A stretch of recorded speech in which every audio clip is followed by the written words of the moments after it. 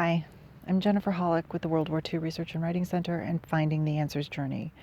This morning I am in Margraten Cemetery in the Netherlands, and we're visiting a couple of Johan's adopted graves, and we're also visiting an unknown who we believe is John Gordon from Winnetka, Illinois.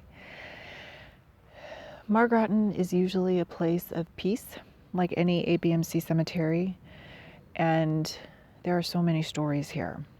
And there's so much healing that can be done here. And there are a lot of unknowns. Now, this weekend, we've actually toured several World War II sites, one of which was Vogelsang in Germany, and that was a Nazi training facility. That brought up a lot of questions, and in their literature and their exhibit, The Master Race, they bring up a lot of questions. And they don't give you the answers. They want people to think about what they're seeing, what they're experiencing, and thinking about their families and the choices that have been made. So I've been thinking a lot about this for the last few days, and it's kind of taken on a different dimension. And I made a video the other day where I talked about the sins of our fathers and how so many people carry them as if they created that sin or they participated or whatever. They carry it as if it's theirs when it isn't. It's been passed down through the generations, through our DNA. Could also be a past life thing, but we do carry it, but we didn't create it. So this comes not just in the form, when we talk about sins of the fathers, we often think about Germany and what the Germans did during World War II, but it's so much more than that.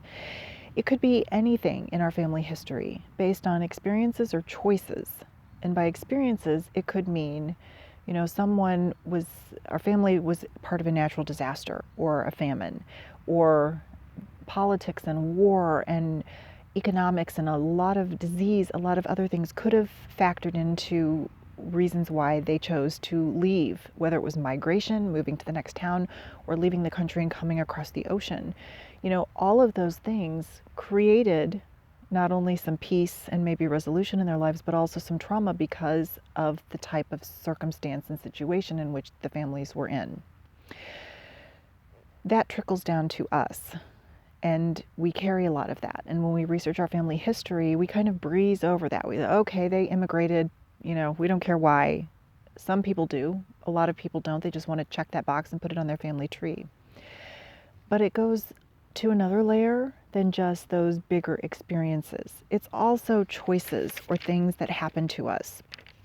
It could be things like, if we start with war, why did somebody choose to turn in their neighbor during World War II?